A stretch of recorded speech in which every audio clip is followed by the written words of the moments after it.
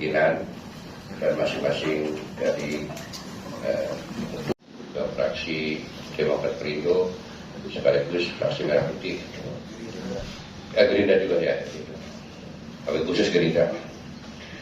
Tentu ada hal yang memang perlu kami sampaikan terkait dengan kemarin tanggal 30 November tahun 2022, sebagaimana diatur oleh Undang-Undang 2013, 30 hari sebelum anggaran tahun berikutnya finalisasi untuk persetujuan APBD tahun 2023. Tentu kami akan jelaskan kaitan dengan perjalanan upah dimulai BPS kuat sudah diadakan tanggal 1 September, dihantarkan ke hal pertama. Yang pertama adalah kaitan dengan kehantaran oleh proses pembahasan setelah UPA pembahasan APBD 23.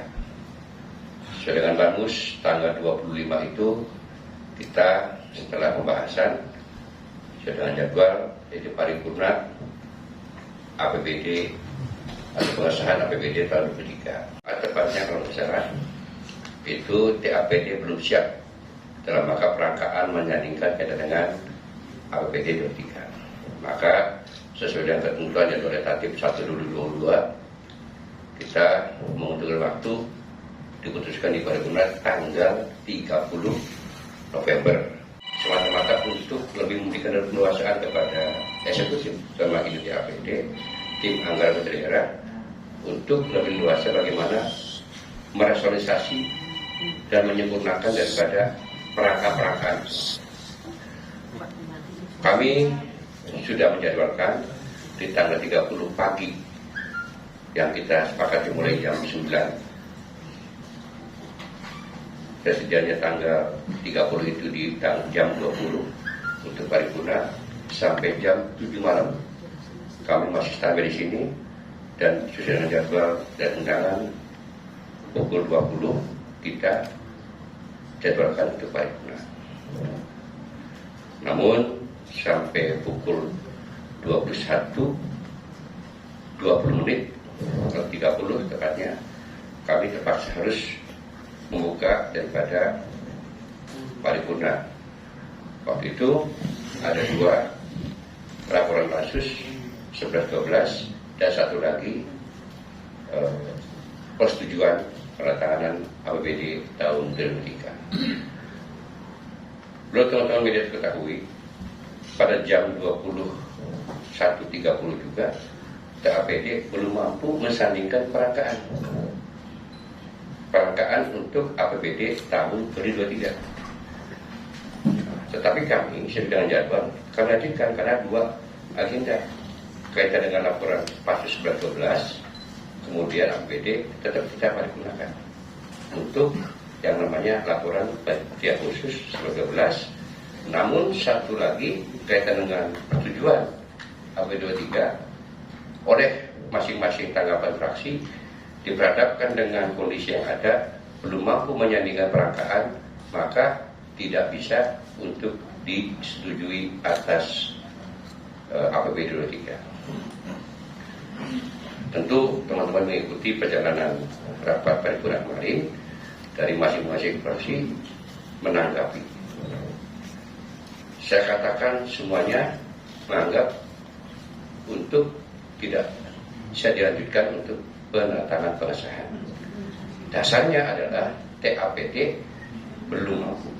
Yang menarik kan ada di antara fraksi kita yang mewakili fraksi Merah Putih menanyakan mengenai perangkaan. Saya jawab, anggota Badan Anggaran menanyakan perangkaan. Saya pribadi sebagai ketua DPD sekaligus ketua anggaran juga belum ada angka. Jadi kalau kita paksakan ketok palu, angka apa yang akan kita atau kita setujui? Nanti muncul di media bisa katakan yang setujui angka lain kan. Jadi kami berpendapat setuju secara aturan sah, tidak pun sah. Memang ada konsekuensi di situ di pasal 312 ya. Di sana jelas ada konsekuensi 6 bulan sanksi administrasi. secara persepsi kita, maka tidak bisa mendapatkan hak sebagaimana gaji ya, persepsi, walaupun setelah kita komunikasi dengan Kemendagri tidak diatur oleh Permendagri terkait dengan hal itu, maka wajib kembali kepada persepsi kita dan aturan yang ada kepada Perkada ataupun menggunakan indikatif APBD tahun sebelumnya. Itu barangkali teman sekalian. Nanti berkembang kepada jangan itu termasuk kaitan dengan, mohon maaf, ini kaitan dengan pilkada misalnya yang kita anggarkan 38 miliar, kemudian pilkada untuk MPHD kaitan dengan Bawaslu atau KPU, itu yang tetap akan kita tolong kalau di perkada. Tambahannya ini berangkat sama. Tambahan ada pertanyaan ya. Tapi ya, tadi sudah jelas disampaikan oleh ketua, hadir di sini para pimpinan AKD, ketua fraksi hadir. Tentu kehadiran ini adalah mewadahi lembaga DPRD. Saya ingin menyampaikan begini, pada proses APBD tidak setujui itu tentu ada faktor alasan untuk menciptakan sebuah produk perda. Perda itu bukan produk eksekutif, bukan juga produk legislatif, tapi produk bersama antara eksekutif dan legislatif. Dimulai dari mana perda itu? Saya berulang kali ini menyampaikan supaya ini menjadi utuh. Bicara pada proses surat masuk atau yang disebut surat penjelasan atau dulu disebut surat pengantaran bupati. Tepat waktu tidak? Tepat waktu. Saya ingat tanggal 9 September clear masuk dibacakan. Selanjutnya ada pandangan umum fraksi. Dilakukan tidak? Dilakukan. Ya. Walaupun diharapkan sebetulnya dalam nota penjelasan itu bupati yang harus hadir. Karena itu amanat undang-undang. Ya. Kedua, apa yang disebut dengan atas pandangan fraksi itu jawaban bupati. Dilakukan. Lalu ada pembahasan. Bagaimana pembahasan dilakukan? Walaupun saya katakan yang hadir itu bukan ketua PAPD. Ya, dalam ini Pak Sekda yang hadir. Kita menjadi permakluman yang hadir waktu itu Bapeda dan Badan Keuangan. Kita bahas. Ketika dibahas itu mampu nggak sebagai jaminan putusan atas pembahasan itu? Tidak. Ada konfirmasi lagi ke Pak Sekda, mungkin juga Bupati. Sehingga pada tanggal 25 di bamus itu jadwal persetujuan APBD. Tanggal 25 TAPD belum siap. Minta waktu kepada Dewan. Kita akomodir. Di mana batas limitnya 30 November akhir. Karena itu ketentuan. Ya. 1 bulan sebelum berakhir, alias 30 November. Itu bicara apa? Undang-undang. Kapan? Jam 00. Kenapa rapat pada malam itu? Kita memberikan ruang supaya pagi ini yang sudah dibahas walaupun dengan bukan TAPD ketuanya, supaya diharapkan hadir. Pertanyaannya begini, maaf saya sampaikan. Pak Sekda Parinto itu sebagai TAPD itu bukan yang baru, teman-teman. Dari sebelumnya juga TAPD dia itu. Tapi persoalannya kenapa sekarang itu begitu rumit? Ada apa gitu tuh kan? Tidak mampu menyandingkan angka-angka itu, pertanyaannya ada apa gitu Pak Sekda. Pak Sekda kayak orang bingung. Pertanyaannya itu sampai jam 7 Pak Sirojudin, Pak Amroni, Pak Tura, Pak Ketua menunggu dari pagi sampai jam 7, jam 8 pun belum kunjung tiba. Bangga menunggu. Pada substansi berikutnya setelah pembahasan ada yang namanya persetujuan. Itulah perda. Dan yang harus hadir juga wajib itu bupati. Saya ingin sampaikan. Nah, ketika persetujuan itu apa yang mau kita setujui? Pertanyaannya. Sementara Banggar pimpinan perangkaan, saya tanya dinas kelautan berapa anggarannya? Bapak pimpinan nggak tahu apa. Belum dinas yang lain, pendidikan dan sebagainya. Teman-teman, yang kita ingin harapkan penyelarasan dengan TAP itu ada persoalan yang krusial. Kita ingin membantu eksekutif Di mana 2023 itu tahun visi misi bupati yang harus kita amankan juga dewan itu. Di mana? Bagaimana bicara yang itu bermasalah? Contoh misalnya P3K. Kayak apa uang itu sudah ada? Bagaimana guru madrasah yang nggak suarakan?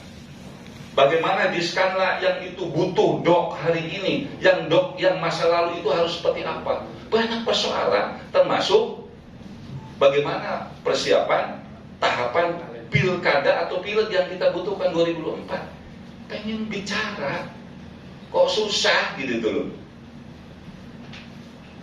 Susahnya dari mana? Bapak-bapak saya lihat. Itu perjalanan kita dari 25-30 belum ada persoalan. Bicara pada konteks persetujuan. Di paripurna itu ada 2 keputusan. Disetujui atau tidak disetujui. Sah tidak apa bedanya? Yang sah ketika tidak setuju juga sah. Putusannya 2, disetujui dan tidak disetujui. Bagaimana apa bedanya? Sah secara aturan. Oh berarti DPRD tidak setuju. Tentu ada alasannya. Alasannya tadi tidak ada perangkaan. Bagaimana bicara aturan berikutnya? Diatur oleh undang-undang. Ya. Bagaimana 2003? Boleh ketika APBD tidak diputuskan bersama DPRD, ada yang namanya perkada, pertahuan daerah atau perbu. Cuma tentu pagu indikatifnya memakai pagu lama 2022. Bagaimana pertanyaan berikutnya untuk perangkaan program 2023? Nah, Bupati itu punya namanya RKA atau RKPD yang sudah disusun. Itu boleh dilakukan program-program itu yang sudah disusun melalui RKPD yang rencananya itu bagian dari perencanaan berikutnya. Cuma kan menjadi visi misi juga mohon maaf kalau bicara pada kita konteks pada visi misi tahun 2023 ini kan banyak persoalan. Kalau sekarang pagunya tidak melebihi, siapa tahu 2003 pendapatan bisa jadi tambah, kan itu jadi persoalan. Visi misi bupati jadi terhambat dong. Kan begitu, itu kan persoalan Bapak Ibu sekalian. Nah, bicara pada sanksi, saya ini bukan kacamata mohon maaf Kominfo kalau saya dibilang gagal paham. Coba Undang-Undang 312 disebut di pasal jelas. Kalau tidak ada persetujuan, itu jelas sanksi bicara undang-undang itu tidak digaji 6 bulan. Cuma saya juga konfirmasi ke Mendagri melalui telepon dengan Pak Munjani, langsung deputi direktur yang nerima.